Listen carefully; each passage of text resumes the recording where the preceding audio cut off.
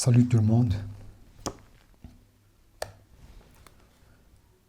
je m'appelle le tricheur à l'as du carreau.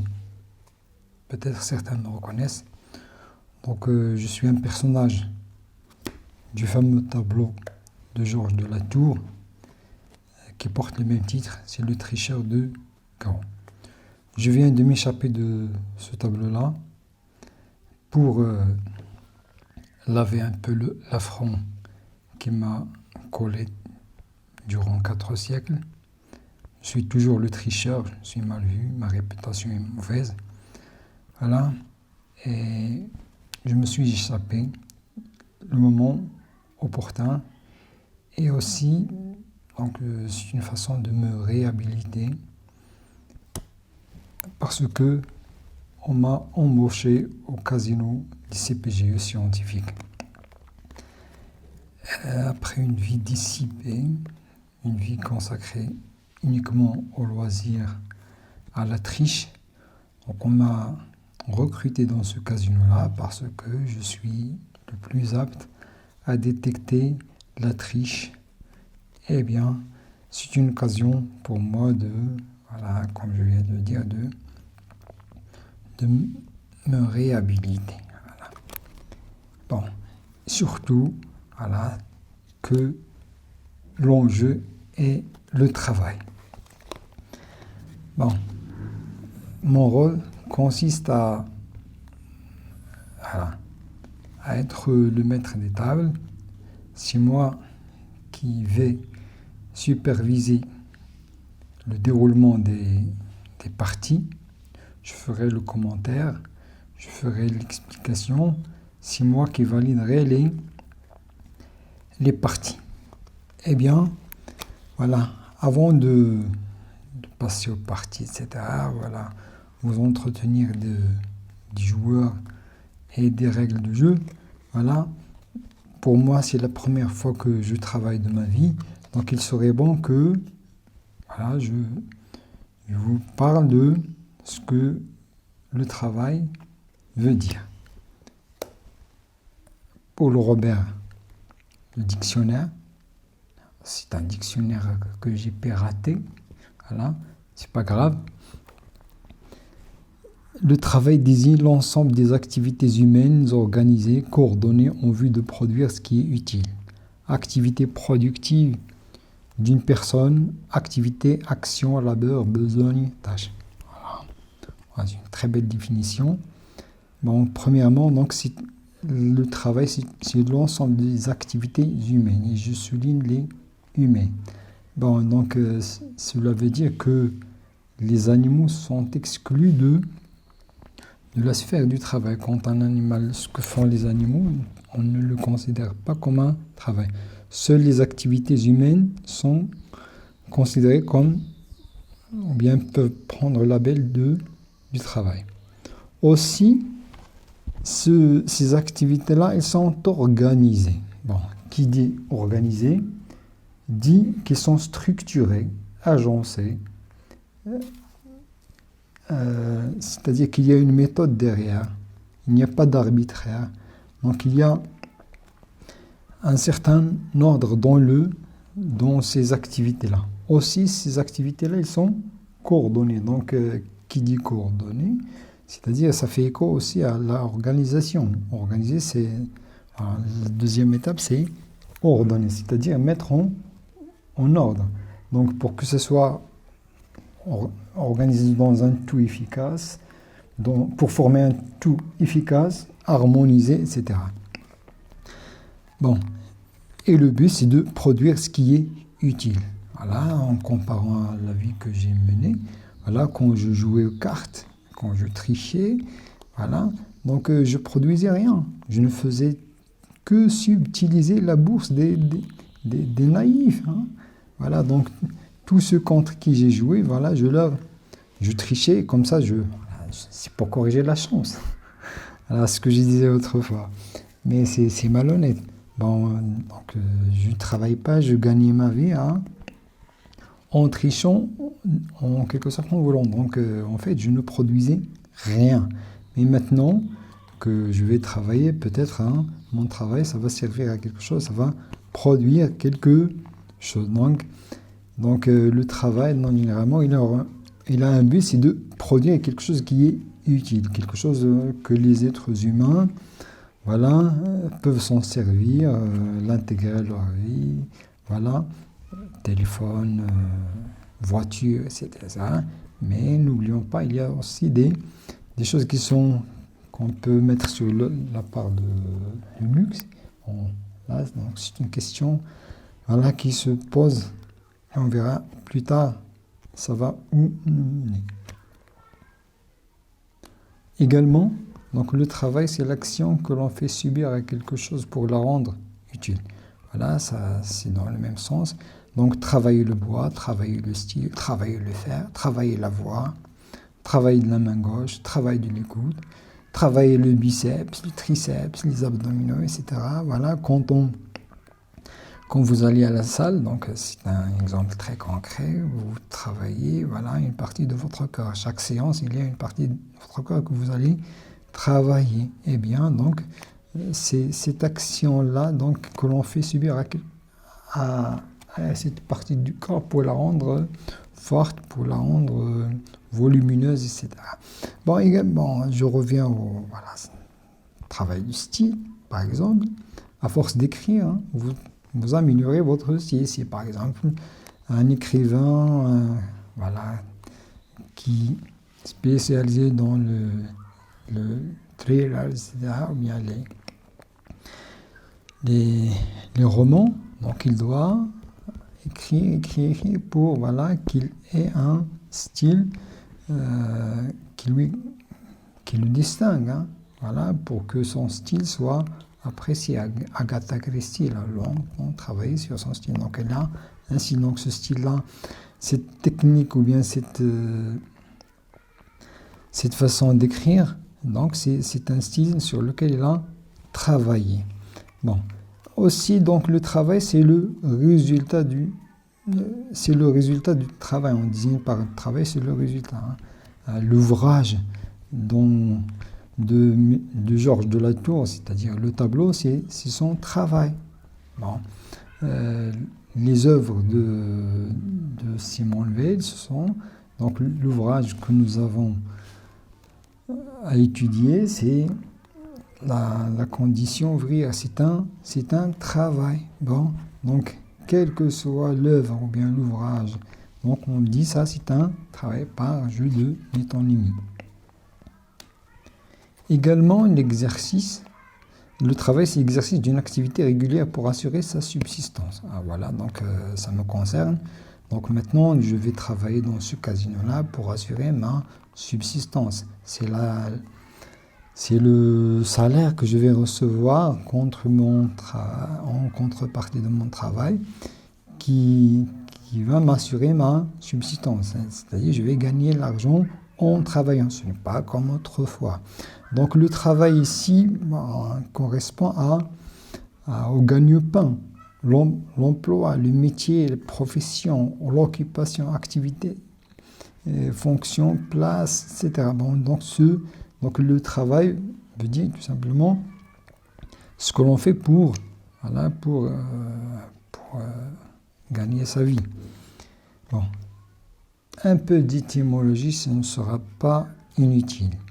Donc le terme, bien le mot travail, est issu du latin trepaliare, qui veut dire tourmenter, torturer, faire souffrir, supplicier avec le tripalium. Le tripalium, c'est l'instrument que voici. Donc vous voyez un homme qui est attaché à trois poteaux. Voilà, c'est une façon de le fixer. Mais ce n'est pas le sport, ce n'est pas pour le bronzage, mais tout simplement pour subir un supplice. Donc le supplice, c'est le tourment, c'est le fait de lui infliger, autrefois pour infliger une souffrance à un condamné ou à un prisonnier. Donc on l'attachait de cette façon, et comme ça le bourreau se plaisait à lui infliger les supplices dictés par la justice. Voilà, donc ici, c'est un peu triste, c'est horrible. Donc le mot travail, donc il a pour origine cet instrument horrible c'est pourquoi dans le travail, il y a ce gène, si vous voulez, voilà, biologiquement parlant, linguistiquement on dit le SEM, donc il y a le gène de la souffrance, de la peine, du supplice, etc. Du côté de la religion, dans la Genèse, Dieu dit à Adam, tu mangeras ton pain à la sueur de ton front. Et à Ève, tu enfanteras dans la douleur. Ici, donc tu mangeras ton pain à la sueur de ton front, c'est-à-dire tu dois suer. Et suer, on sue quand on a déployé un effort. Donc ici, Dieu établit une condition pour Adam. C'est comme s'il a condamné Adam. Voilà l'histoire, vous la connaissez tous. C'est qu'il a désobéi, il a mangé la pomme. Et comme ça, il est déchu du paradis. Au paradis, il ne travaillait pas. Il avait la nourriture à portée de main. Mais une fois déchu sur terre, voilà, donc il doit travailler pour assurer son pain. Donc il doit trimer, il doit souffrir. Donc la sueur, c'est quand la chaleur du corps augmente. Il augmente sous l'effet du travail. Donc il y a un travail. C'est l'effet de Joule, si vous voulez. Voilà. Et également pour Ève, tu enfanteras dans la douleur. Donc enfanter, c'est-à-dire produire un enfant, mettre un enfant au monde. Donc c'est-à-dire l'accouchement. Donc l'accouchement, c'est très douloureux. Et par l'occasion, nous devons demander pardon à nos mamans. Voilà, effectivement, on disait une femme en travail, c'est pour une femme ayant les contractions d'accouchement dans une salle de travail. Et la salle de travail, c'est la salle d'accouchement. Donc l'acte d'accoucher est très douloureux.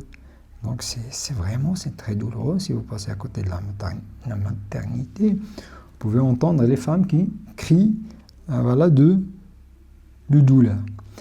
Bon, après voilà, donc je sais ce qui m'attend. Donc le travail, c'est pénible, c'est douloureux. Mais quand même, donc ce sera une bonne expérience. J'espère. Voilà, maintenant, après cet aperçu-là, voilà, il est temps de vous entretenir de la salle de jeu qui va jouer. Bon, donc soyez les bienvenus, les élèves des CPGE.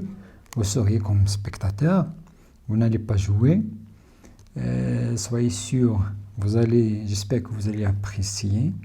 Voilà, vous allez voir tout simplement 3 joueurs de qualité qui vont se disputer le thème du travail.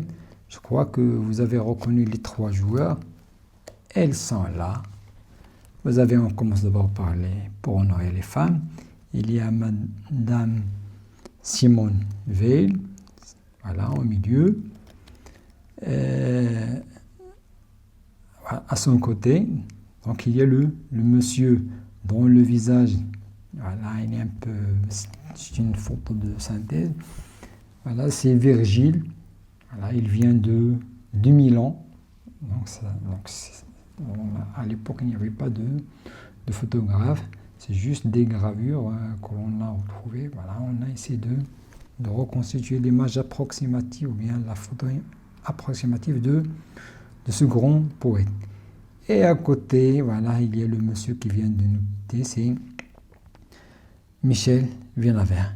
Les 3 joueurs, on les a convoqués de leur tombe, de leur repos éternel, qui nous excusent, voilà, de les avoir dérangés. Bon, après voilà, vous avez une idée sur les joueurs. Maintenant, j'aimerais bien vous présenter leurs ouvrages respectifs. Commençons par Simone Veil. Donc Simone Veil, c'est une philosophe française, écrivain, philosophe essayiste. Elle est prof agrégée, comme vos profs au CPGE. Je profite de l'occasion pour leur passer le bonjour et de les saluer et les remercier pour tous les efforts qu'ils déploient. Et voilà, donc ils souffrent autant que vous dans leur travail, mais voilà, la reconnaissance c'est attendre. Donc la seule récompense, ils ne sont pas bien récompensés, mais bon, la seule récompense morale qu'ils obtiennent, c'est que quand vous réussissez voilà, vos concours. Voilà, ça leur fait grandement plaisir, beaucoup plus que toute récompense matérielle, mais voilà, elle s'impose quand même. Voilà. Donc Simone Weil, donc il a écrit la condition ouvrière. Donc qui dit la condition ouvrière dit là, donc ce n'est pas la condition au sens mathématique, c'est-à-dire ce qui est requis, voilà, ce qui est requis pour que quelque chose soit fait ou bien, etc. Mais la condition veut dire ici la situation, la vie des ouvriers, comment vivent les ouvriers, effectivement. Donc, pour ceux qui ont eu le courage, je dirais, le plaisir de lire l'ouvrage en entier, donc Simone Weil n'a cessé de décrire tout simplement là comment vivent les ouvriers. Voilà, on peut faire une petite approche de l'œuvre. Voilà, en analysant un peu l'illustration. Donc ici, c'est un ouvrier qui est en train de scier avec un morceau de bois. Et donc les traits du visage ne sont pas visibles, c'est-à-dire donc ce monsieur-là, c'est la représentation de tous les ouvriers. Ce qui attire l'attention, donc il a la tête courbée, c'est normal. Bon, il est concentré, il est absorbé par son travail. Et la scie, regardez, manier la scie, c'est dangereux, il y a un risque qu'il se blesse. Donc dans le travail, donc il y a la condition des ouvriers, etc. Donc il y a toujours le risque des accidents de travail. Et personnellement, je crois que quels que soient les menuisiers, voilà, ils ont un jour ou un autre été blessés par la scie ou bien par un coup de marteau. Moi aussi, je me suis blessé plusieurs fois en utilisant cet instrument tranchant. Voilà ce qui attire l'attention, ce que j'ai aimé dans l'illustration. Donc, autour de l'ouvrier, il y a des engrenages. Donc, qui dit engrenage, ça réfère à la grande industrie. Donc le monsieur, il est au-dessous des engrenages. Donc, les engrenages, ils sont prêts à le broyer. Donc, cela veut dire que on peut interpréter cela si vous voulez, c'est que la grande industrie, il a broyé, ou bien donc il broie l'ouvrier, il le réduit en petites pièces, il le réduit il l'anéantit, il l'a servi, il l'assujettit. Et qui dit les grands rouages, ça fait penser à la grande industrie. Et la grande industrie, il est en quelque sorte lié au capital. Donc il y a le capital, en quelque sorte, il est impliqué dans la condition des ouvrières, et on verra que Simone Weil, s'il avait parlé de ça ou non. Le deuxième ouvrage, c'est dont j'apprécie également la couverture. Donc c'est Virgile, les géologiques, qui veut dire géo. Donc vous avez reconnu le mot géo, c'est la terre, les géologiques, c'est le travail de la terre. Donc ce sont des chants qui parlent du travail de la terre. Bon, ce qui attire l'attention dans cette belle illustration, c'est la récolte. Donc il y a une très bonne récolte des épis de blé bien mûrs, bien pleins de grains, etc. Donc cela, un cultivateur, donc, il a jeté l'œil sur mon livre. Donc j'ai remarqué dans son... Puis il a dit, ça fait longtemps, Raoul dit qu'on n'a pas vu une récolte comme celle-ci. Une récolte comme celle-ci, ça donne, à cause des années de sécheresse. On espère que cette année-là, que la récolte sera bonne. Donc cette récolte-là, donc c'est le fruit d'un travail. Donc il y a un travail intense, rationnelle, logique. Voilà, il y a une expérience derrière ce résultat-là. Également, donc, il y a les abeilles. Donc, les abeilles, elles viennent butiner le nectar dans voilà, dans les fleurs. Donc, ces fleurs-là, donc, c'est les coquelicots. Voilà, cette année-là, on a vu dans certaines régions du Maroc, donc c'est bien, ça s'annonce bien, la saison s'annonce bien, c'est les conditions climatiques, voilà, continuent à être favorables. Bon, donc les abeilles, donc, ce sont des insectes reconnus ou bien réputés pour leur activité intense. Voilà, donc ils vivent en communauté, ils travaillent. Donc ce qui caractérise les abeilles, c'est le travail. Donc ce n'est pas sans raison voilà, donc c'est lié au thème. Et déjà dans l'ouvrage de Virgile, il est question de l'agriculture, la culture de la terre, la récolte, etc. Et également, il y a tout un livre qui est réservé aux abeilles. Le dernier ouvrage, c'est celui de Michel Vinaver. Michel Vinaver, je rappelle, c'est un dramaturge, mais aussi c'est un PDG, il était PDG de Gillette France. Voilà. Bon, donc son ouvrage, je commence par le titre, voilà, si vous voulez. Bon, je laisse le titre après. Donc, ce qui attire l'attention dans le visage, donc il y a deux personnages, voilà, assis sur des chaises à plusieurs niveaux. Voilà, ils ont des mallettes en bas. Un petit enfant m'a dit, voilà, regarde, pourquoi ils sont placés si haut? Comment ils ont fait pour monter? Où est l'échelle? Ah non, regarde, je lui dis, regarde, hein, ce sont des chaises, voilà, réglables. Voilà, donc le niveau, on peut monter, on peut descendre. Donc, et regardez, donc j'ai jamais vu des chaises comme ça, voilà, juste quelques centimètres, 10 cm, 20 cm, hein, voilà, que la chaise peut monter. Ici, c'est à plusieurs niveaux, donc c'est un peu exagéré, mais pour suggérer que dans le domaine du travail, donc il y a certaines concurrences. Regardez, donc il y a un qui est supérieur, l'autre qui est inférieur. Ils ont les deux mains, voilà, sur les manettes, c'est-à-dire, voilà, donc chacun, donc il essaie de monter plus haut. Et s'il cesse de monter, donc l'autre va le devancer, il sera, voilà, il perdra son privilège d'être, par exemple, le chef. Donc ici, on a la configuration un exemple de ce qu'on vit dans le travail. Donc il y a toujours un supérieur et un inférieur, un chef et un subordonné. Bon, et ainsi, donc, le fait que chacun, il veut monter plus, donc il y a une certaine concurrence dans le travail. Et voilà, contrairement à l'illustration de Simon Veil, donc là, ce ne sont pas des travailleurs, donc ils ont des mallettes, ils sont bien habillés, etc. C'est-à-dire, ce sont des cadres.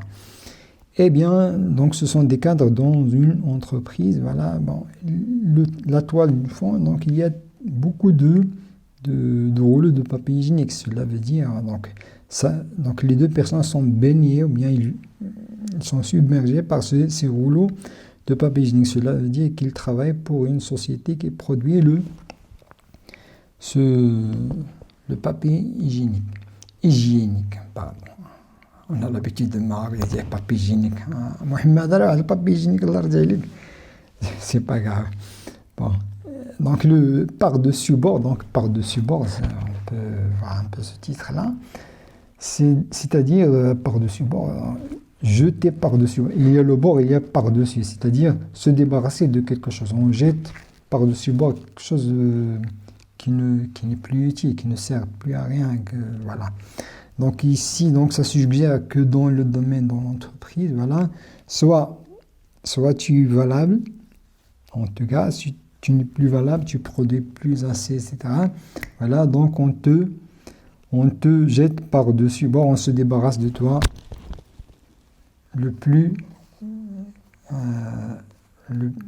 avec un sang-froid, je dirais. Eh bien, voilà, après ce petit brenouillage, excusez-moi s'il vous plaît. Donc, j'annonce voilà, j'espère que les 3 jours se sont bien installés. Voilà, il réclame rien, on leur a donné des rafraîchissements, etc. Voilà, et la partie peut commencer maintenant. Donc, la partie d'aujourd'hui,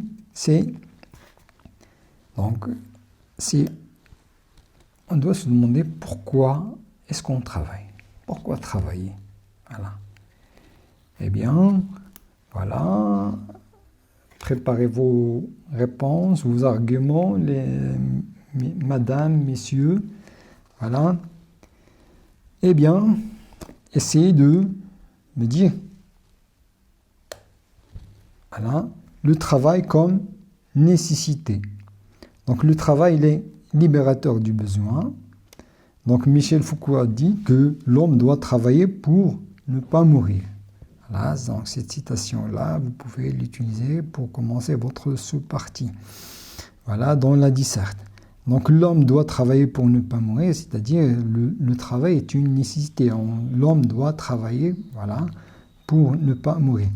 Voilà, ça fait écho un peu à ce que Dieu a dit à Adam. Donc tu mangeras ton pain la sueur de ton front, c'est-à-dire pour.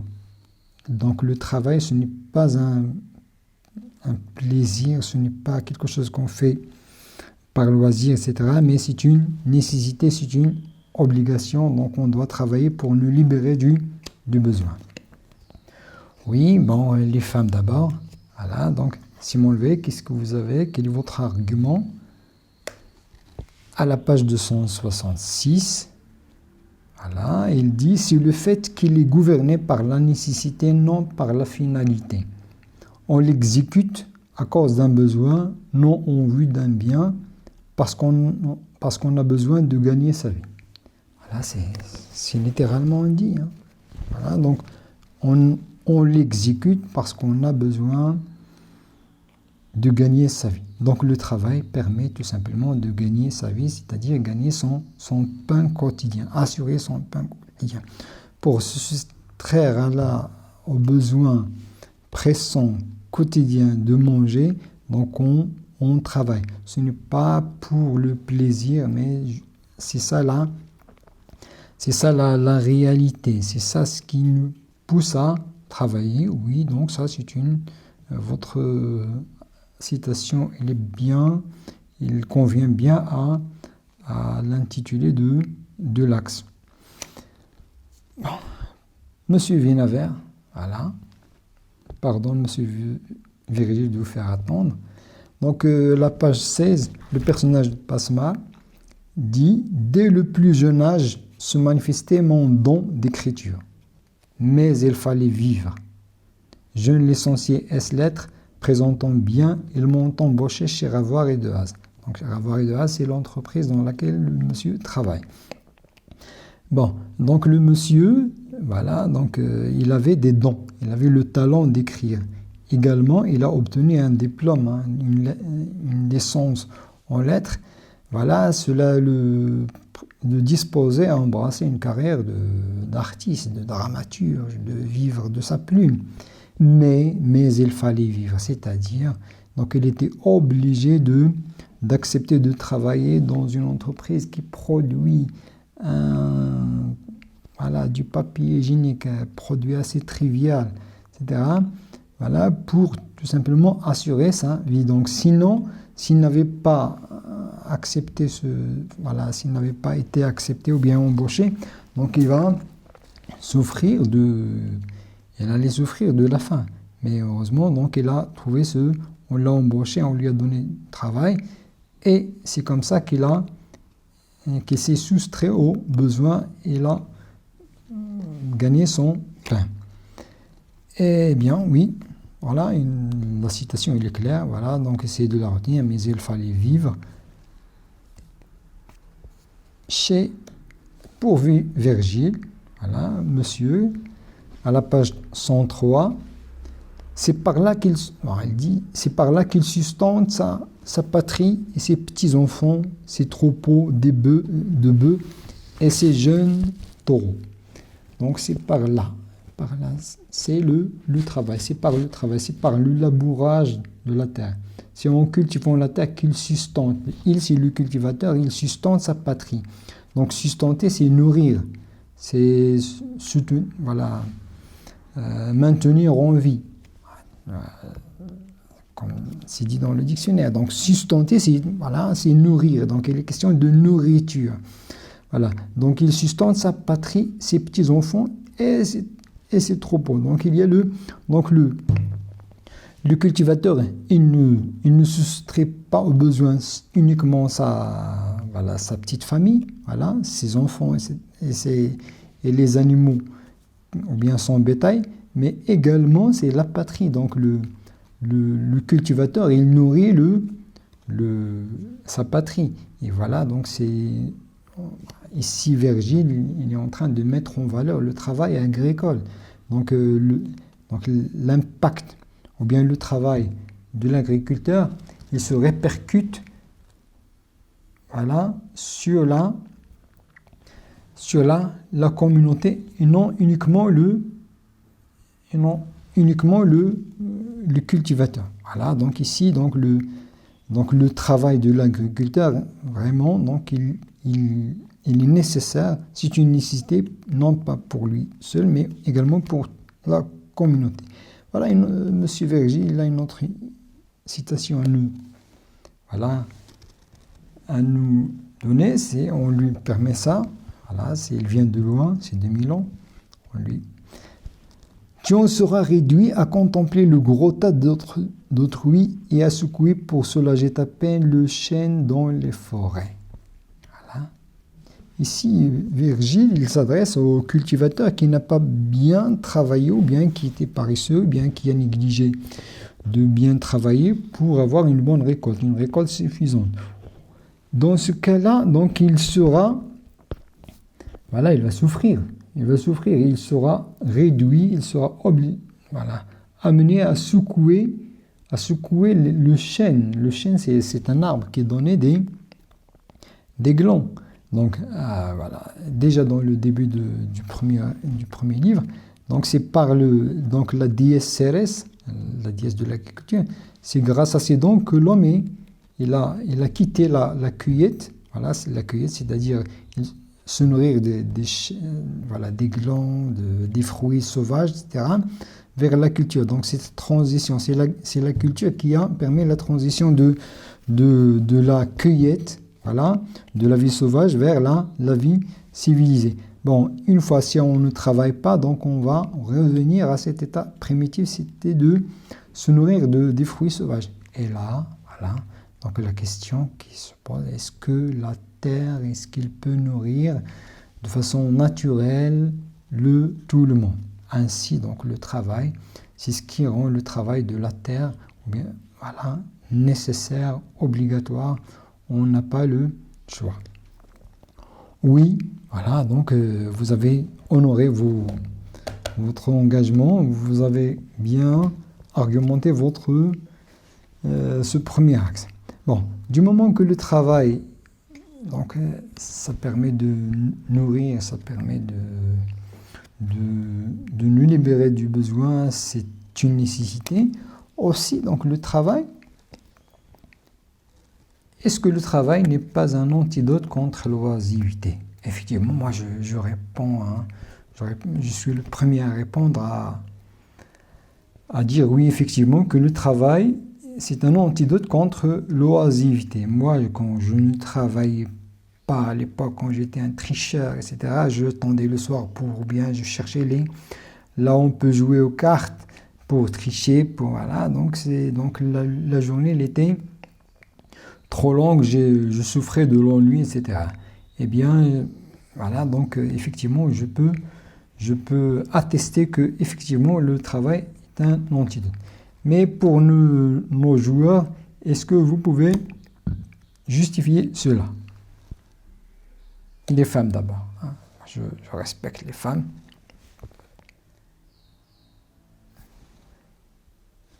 Voilà, à la page 241. Voilà. Donc Simon Weil dit, certains annoncent une diminution, d'ailleurs ridiculement exagérée, de la durée du travail. Mais faire du peuple une masse d'oisifs qui serait esclave 2 heures par jour n'est ni souhaitable quand ce serait possible, ni moralement possible quand ce serait possible matériellement. Voilà, oui. Donc ici, Simon Weil, il a l'air d'être fâché, irrité, énervé contre ceux qui réclamaient la diminution pour diminuer en quelque sorte les souffrances du travail. Donc ils veulent réduire la durée du travail à 2 heures par jour. Voilà. Et pour elle, donc, ça va faire, donc la conséquence sera faire du peuple une masse d'oisifs. Donc les oisifs, voilà. Et cette masse d'oisifs, on peut se demander si on travaille juste, si cette masse de peuple ne travaille que 2 heures par jour, qu'est-ce qu'ils vont faire les 22 heures, hein? Ôter les 8 heures de sommeil, donc il en restera combien? Si je fais bien les mathématiques, il en restera 14. Que feront-ils pendant les 14 heures qui leur restent sur les bras? Donc assurément, donc ces 14 heures, pas tous vont les exploiter à faire des études, etc. Mais assurément, donc, ils vont virer vers le mal. Donc, c'est une porte vers le mal qu'on leur ouvre. On les faisant travailler que 2 heures par jour. Donc, il voit que cela, même si c'est possible matériellement, moralement, c'est inacceptable. Donc, travailler 2 heures par jour, c'est quelque chose d'inacceptable moralement, même si c'est matériellement bien possible.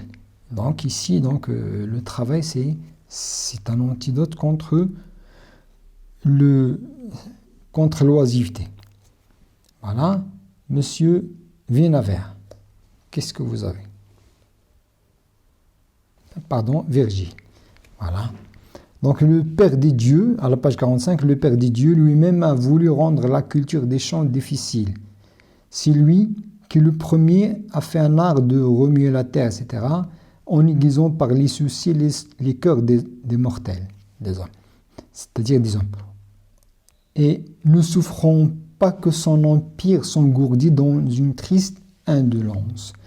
Donc Dieu, pour le cas de Verger, c'était Jupiter. Donc Jupiter, il n'avait pas souffert, c'est-à-dire il n'avait pas supporté que l'empire, c'est-à-dire le monde, sombre dans une triste indolence, dans une triste oisiveté. Donc c'est pourquoi, l'oisiveté, c'est le pain ou bien la nourriture, il était à la portée de main. C'est-à-dire si la terre était comme le paradis, c'est-à-dire l'homme ne devait pas travailler pour assurer sa subsistance, donc le monde va sombrer ou bien dans une triste indolence, dans une triste oisiveté. Donc c'est pour Dieu lui-même, donc l'oisiveté il est inacceptable. Donc c'est pourquoi il a le travail, donc il l'a rendu lui-même difficile, en quelque sorte pénible. Donc la pénibilité du travail, c'est une décision divine, tout simplement pour extraire l'homme à l'indolence, à l'oisiveté. Ah oui, voilà, je suis tout à fait d'accord. Monsieur Vienavert. Donc, à la page 245, Madame Bachevsky, voilà. Donc, je contextualise la citation. Donc, c'est après que Madame Bachevsky elle a été mise contre son gré à la retraite. Autrement dit, donc, elle a été jetée par-dessus bord, tout simplement. Voilà, on n'a plus voulu d'elle, on l'a mise à la retraite forcée. Voilà. En quittant le travail, donc il a, regardez, on va lire, je ne sais plus où donner la tête. Hein, je ne sais plus où donner la tête, c'est-à-dire il est désorienté. À cause de quoi? Bon, on verra. Donc mon jardinier, où poussent les beaux haricots. Ma tapisserie, quand vous ma tapisserie. Voilà. Malheureusement, si voilà, Vunaver n'a pas mis de ponctuation, nous, on peut s'arrêter quand le sens est là. Donc, voilà, je continue. Qu'on vous ouvre le ventre, qu'on vous ôte les entrailles, on vous recoue, mais il y a un vide là-dedans. Donc, ici, Madame Bachevski, même en quittant le travail, donc elle a essayé de trouver des occupations. Mais ces occupations-là, voilà, qui est cultiver le jardin, faire de la tapisserie, etc. Donc, pas mal de ces petits travaux, de ces petites activités auxquelles les retraités ça donne. Voilà, c'est une compensation de travail, mais pour Madame Bachevski, ça ne la comble pas. C'est comme si on lui a retiré quelque chose de son corps. Donc il y a un vide. Donc le vide, il vient d'où? Donc il ressent un certain... Donc le vide, voilà, si en quelque sorte, on peut l'interpréter comme l'oisiveté. Donc il a sombré dans l'oisiveté après qu'on l'a mise à la retraite. Donc pour elle, donc le travail, donc rien ne remplace le travail. Donc faute de travail, on est dans l'oisiveté. Bon, et elle, il n'avait pas l'habitude de ça. Hein. Il n'avait pas l'habitude d'être personne oisive. Il était toujours studieuse, travailleuse, brosseuse, comme on dit maintenant. Une autre citation qui va dans le même sens. Donc le personnage d'Alex. Donc comme ça, tu n'aimes rien faire. Donc, voilà. Donc en s'adressant à Gigi, sa future femme. Oui, faire en général, j'aime pas trop. Oui, faire en général, je n'aime pas trop, c'est-à-dire c'est une personnage un peu insolite. Voilà, donc c'est quelqu'un qui aime l'oisiveté, qui n'aime rien faire. Voilà, donc on peut se demander comment est-ce qu'il vit, qui paie son pain. Voilà. Bon, son mari, ou bien son futur mari, il est en quelque sorte étonné, surpris. Comment ça, t'aimes rien faire? Donc il est impressionné, il est étonné que Gigi n'aime pas travailler. Donc pour lui, donc comment ça se fait que cette fille aime l'oisiveté? Donc cela veut dire donc le fait qu'il s'étonne. Donc lui, dans son caractère, c'est quelqu'un qui n'aime pas l'oisiveté. C'est quelqu'un qui travaille. Oui, on verra. Oui, c'est quelqu'un qui a réussi à monter sa petite boîte et puis donc il va regagner plus tard l'entreprise. Eh bien, voilà, donc c'est convaincant. Donc effectivement, le travail, c'est un antidote contre l'oisiveté. Un autre petit enjeu, mais un autre axe, le travail comme affirmation de soi, comme réalisation de notre humanité. Donc, Kant dit que l'homme est le seul animal qui doit travailler. Le seul animal, c'est-à-dire il exclut, donc il spécifie le travail comme étant une obligation purement humaine. Voilà, donc les autres animaux ne sont pas, ne font pas partie de cette catégorie-là. Donc, ce qu'ils font, ils le font par instinct, comme l'a dit déjà Karl Marx. Donc, l'araignée, donc, il ne travaille pas, mais un architecte, il travaille, même s'il est mauvais. Bon, donc ici, donc, le travail, donc, il permet d'affirmer notre humanité. Donc, c'est le travail qui nous fait homme. Voilà, c'est par le travail qu'on arrive à réaliser notre humanité, à affirmer notre être. Voilà. Simone Veil, oui, vous êtes toujours là. Voilà, on vous accorde toujours le privilège parce que vous êtes une femme. Voilà. Mais ne dites pas ça dans la disserte. Hein. Je rigole. Voilà.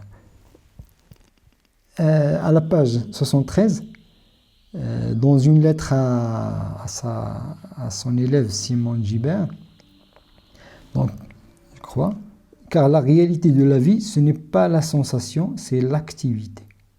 Ah, c'est bien. J'entends l'activité et dans la pensée et dans l'action. Ceux qui vivent de sensations ne sont matériellement et moralement que des parasites par rapport aux hommes travailleurs et créateurs qui seuls sont des hommes. Qui seuls sont des hommes. Donc ici, il y a une... Voilà, je m'attarde sur cette dernière partie de la citation. Qui seuls sont des hommes, c'est-à-dire les hommes qui travaillent, les hommes travailleurs et créateurs, c'est-à-dire qui, voilà, comme les artistes, les écrivains, etc.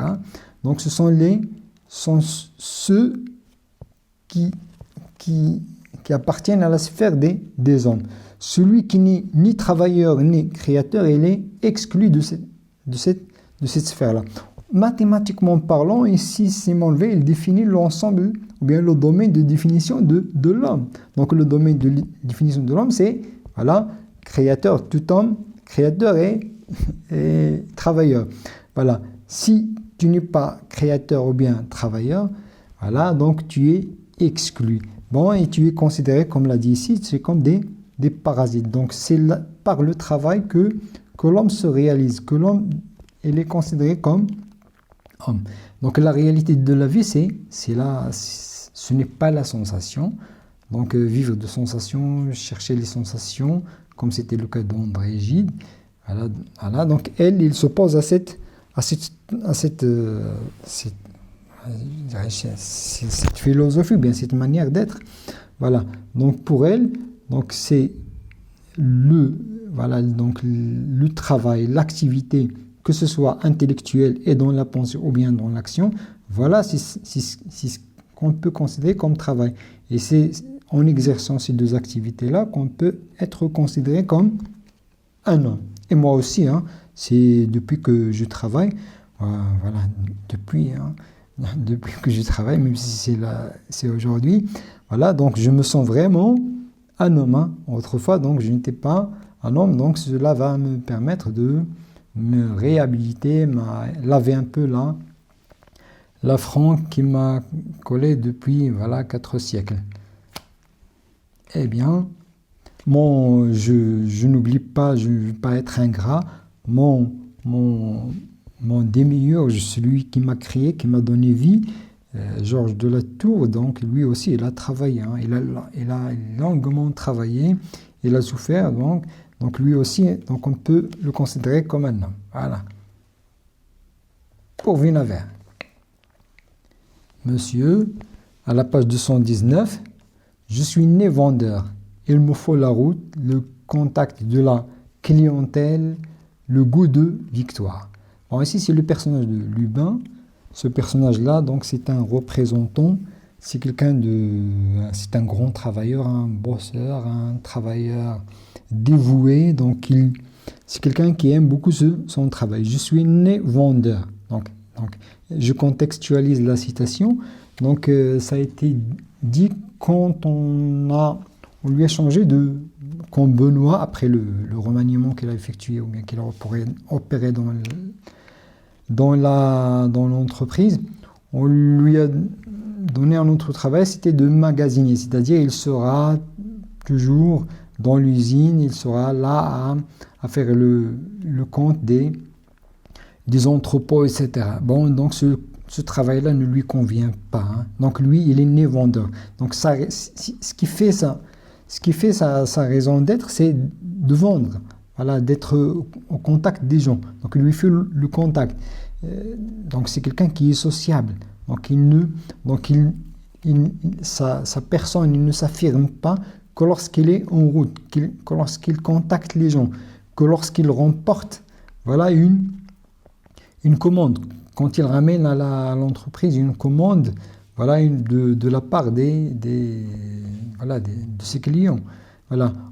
Voilà, vous avez pu constater qu'il a sué, il s'acharne à convaincre, à persuader Madame Lépine de passer des commandes. Donc c'est quelqu'un qui aimait son travail. Donc il le faisait avec dévouement. Donc c'est ce qui lui donnait cette satisfaction interne. Voilà, donc c'est sa raison d'être on peut dire, je suis né vendeur, c'est-à-dire je ne peux pas faire autre chose que cela. Donc c'est sa raison d'être, c'est par ce travail-là qu'il est ce qu'il est. Contrairement, paradoxalement, sa fille, rappelons que Gigi, c'est sa fille. Oui, faire en général, j'aime pas trop. Donc cette fille-là, donc elle est, voilà, donc il y a l'adage qui se, qui, qui, qui est vrai, voilà, voilà. Donc la véracité de l'adage ne peut pas la remettre. Un père avare, fils prodigue.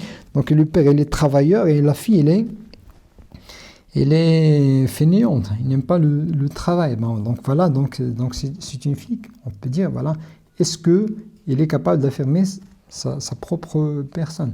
Est-ce que le travail, est-ce qu'il n'est pas une parasite? Voilà, est-ce qu'il n'est pas un être parasite, tout simplement. Voilà, dans le même, voilà, et un autre personnage, voilà, permettez-moi d'être un peu long, donc, mais c'est le personnage d'Alex. Regardez ce qu'il dit, je rebondis de paroi, c'est la page 239, c'est vers la fin de l'ouvrage. Je rebondis de paroi en paroi, j'entre dans la vie normale qui m'était interdite. Voilà, j'aime beaucoup, j'entre dans la vie normale qui m'était interdite. C'est-à-dire, c'est par le travail qu'elle réussit à sortir en quelque sorte de la marginalité. Donc, entrer dans la vie normale, c'est-à-dire être un homme parmi les hommes, être considéré, être valorisé, être reconnu pour ce qu'il est, pour ce qu'il fait. Donc, avant, donc, cette vie lui était interdite. Donc, c'est par le travail. Donc, je rebondis de paroi en paroi. Donc, c'est quelqu'un qui est persévérant, qui travaille, qui s'acharne. Voilà, donc il a réussi à monter cette boîte et la cartonner, comme disent les économistes, etc. Voilà. Et puis, et maintenant qu'il est embauché, voilà, dans l'entreprise, il est recruté, donc il entre dans la vie normale. Donc, c'est son travail qui lui a permis de sortir en quelque sorte de la marginalité. Donc, il a affirmé, bon, c'est maintenant qu'il va affirmer ses talents. Donc, ces talents, ils sont reconnus, il va aller même plus dans ce travail et faire une belle carrière. Et voilà, donc, effectivement, donc le travail, donc, ça permet d'affirmer ça, soi, de réaliser soi, d'être reconnu, etc. Effectivement, moi aussi, hein, quand je vais retourner dans mon tableau, donc je serai fier parce que j'ai fait quelque chose de peut-être, hein, mon mérite serait d'aider les CPGistes, les élèves, hein, à bien mémoriser, à bien cerner le thème. C'est bien, merci. Mais messieurs, préparez-vous à une autre mise. Voilà. Donc le travail, est-ce que le travail procure le bonheur? Est-ce que le travail constitue une source de contentement? Voilà, oui, toujours les femmes d'abord. Voilà, très belle citation de Simone Weil, la page 59. Ces soirs-là, je sentais la joie de manger un pain qu'on a gagné. Voilà, ces soirs-là. Donc les soirs du travail à l'usine. Donc après avoir souffert dans l'usine, donc même avec ces pains-là, donc le soir, donc il était joyeux, il avait la joie dans le cœur parce qu'il a gagné dignement son pain. Il a même dit la même chose dans une autre citation, et en parlant du travail des champs. Du coup là, donc on voit que Simone Weil et Virgile, donc ils valorisent ou bien ils mettent en valeur le travail agricole. À la page 174, voilà, on peut lire. Et malgré les fatigues accablantes, j'y ai trouvé des joies pures et profondes. C'est-à-dire le travail, donc je lis la citation entière. Longtemps avant de travailler en usine, voilà, j'avais appris à connaître le travail des champs. Voilà, je vous montre là, la citation, c'est la page 174. Voilà, donc longtemps avant de travailler en usine, j'avais appris à connaître le travail des champs. Foin, moisson, battage, arrachage des pommes de terre, de 7 heures du matin à 10 heures. Oh là là, c'est pratiquement, hein, c'est beaucoup de temps. C'est plus que la moitié de la journée. du jour. Et malgré des fatigues accablantes, hein, donc la fatigue ou bien elle est inhérente, elle est étroitement liée au travail. Et malgré ces fatigues-là, j'y avais trouvé des joies pures et profondes. Donc, pure, profonde. Donc, les deux adjectifs-là, il faut les retenir. Donc, voilà le résultat du travail. Donc, le travail il procure effectivement Voilà. Oui, on est tout à fait d'accord avec vous, madame. Oui, pour Virgile, voilà.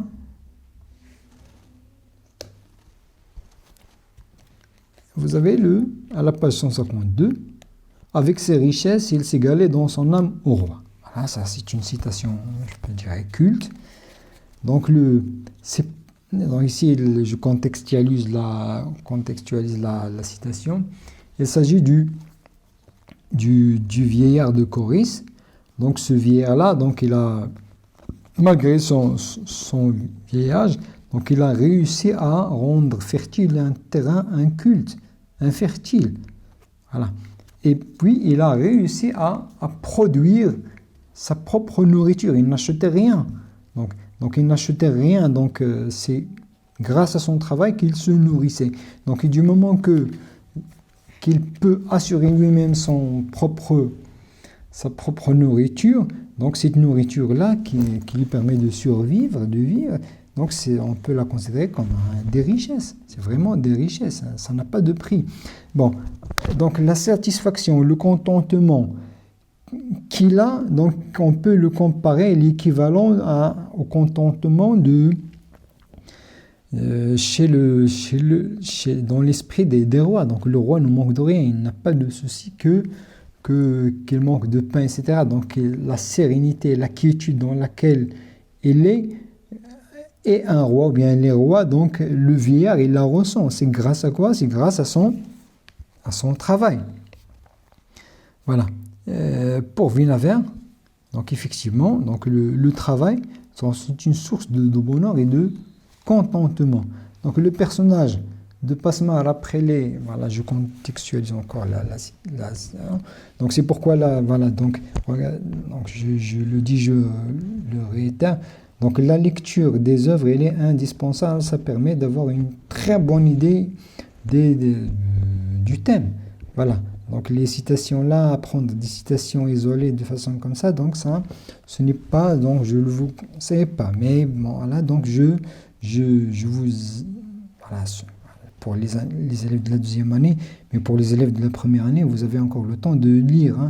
Donc donnez-vous la peine de lire les œuvres. Voilà, donc il y a énormément de choses qu'on acquiert en lisant. Et non pas se contenter des citations. Voilà, et les apprendre par cœur. Donc la contextualisation, ça peut vous aider, voilà, à bien disserter. Voilà, je reviens. Donc je vous dirais que je suis plus heureux maintenant, le travail est plus intéressant. Donc il y a donc la structure de la phrase s'interpelle. Donc il y a plus, donc il y a la comparaison. Donc Passemar est en train de comparer un moment présent avec un moment passé. Donc, et ça concerne le travail. Donc le travail, il est plus, voilà, donc lui, il est plus heureux. Donc il est plus heureux grâce à quoi? C'est grâce au travail. Donc ce remaniement que Benoît a opéré, qui était mal vu au début, donc en quelque sorte, donc cela a permis de créer une nouvelle atmosphère de travail dans l'entreprise. Donc il les a extraits il les a soustraits à la routine, etc. Donc cette nouvelle donne, ou bien cette nouvelle voilà, atmosphère qu'il a créée, ou bien cette nouvelle méthode de travail, etc., qu'il a qu'il a incorporé dans l'entreprise, ça permet à Passemar de se sentir heureux. Voilà, il est sorti en quelque sorte des ornières. Et aussi, donc il trouve que le travail, il est intéressant. Donc il y a, du moment que le travail est intéressant, donc il y a du plaisir. Donc voilà, donc il y a la maxime de Confucius qui dit que faites un travail que vous aimez, vous n'aurez à travailler un seul jour de votre vie. Quand on fait un travail qu'on aime, on n'a pas la sensation ou bien le sentiment qu'on travaille. Donc on fait ça par plaisir. Donc ici on peut l'appliquer à Passemar. Donc du moment qu'il trouve un plaisir, que le travail pour lui il est intéressant, donc cette lourdeur ou bien cette pesanteur ou bien cette souffrance qui émaille le travail, donc il sera moins pénible. Eh bien, voilà, j'espère que j'ai bien commenté la citation et j'espère c'est ici, voilà, j'annonce la fin de la partie. Voilà, je remercie les 3 joueurs. Ils ont bien honoré leur engagement, donc ils sont quittes. Voilà, on apprécie tous vos arguments, vos citations, ils sont bien, voilà, ils sont bien assortis des thèmes ou bien des axes que je vous ai, ou bien des enjeux que je vous ai donnés. Voilà, et voilà, chers élèves, voilà, je vous dis au revoir dans l'espoir de vous rencontrer de vous inviter à une deuxième partie. Et merci.